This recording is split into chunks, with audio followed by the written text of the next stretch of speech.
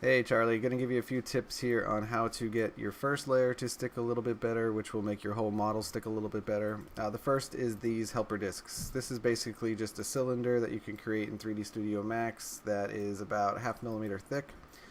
What you do is just overlap it on your corners. If you look at how the model works, if this wasn't here, the only surface area this corner would have to grab onto the print bed would be this little point. So that's going to start to raise up because there's nothing to hold on to it.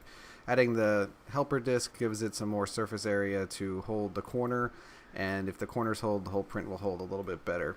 All you need to do with Simplify 3D is add in the model and just overlap it with your current model, and when it slices it, it'll slice it as one piece. And then when this is done printing, you would just snip that off. So that's the first thing you can do. Obviously get the PEI sheet too, that's very important. As far as Simplify 3D, it gives you a lot of options for your first layer right here.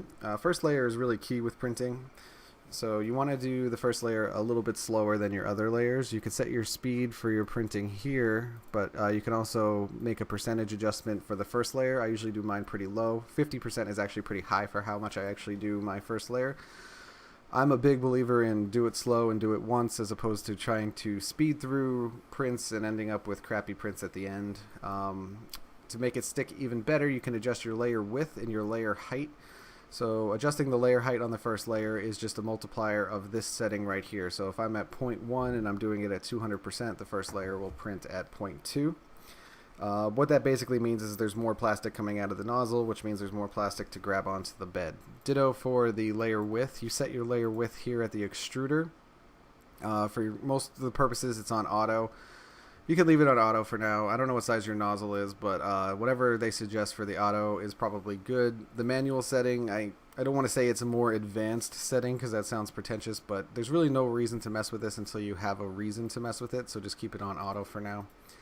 But you can adjust the width of the first layer. So if you make it a little bit wider, it'll give it, again, more surface area to grab onto that print bed, and that'll make everything stick better. If the first layer sticks, the model will stick.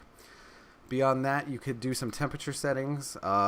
Simplify 3D is really good with temperature settings. So on my heated bed, you can add set points. I can say on layer 1, I want it at 65, and then when we get to layer 10, make it 70, and so on and so on. You can set these. So if you want to do a little bit hotter for your first layer, I don't know if that's a good idea for PLA, because PLA, the hotter it gets, the meltier it gets, and that might not stick very well. You're going to have to play around with things. The PEI or the build tack will definitely help things stick.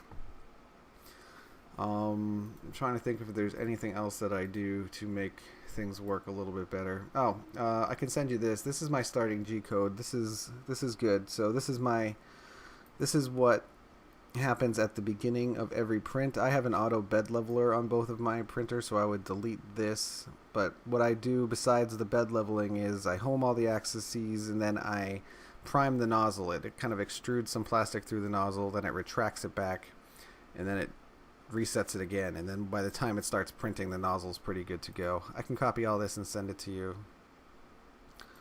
That's it though. Yeah, like I said, you're going to learn a lot by making mistakes. You're going to keep making mistakes even when you have things solved. The next day, everything's going to go wrong. And the next day, some things will go right. It's just the way it works.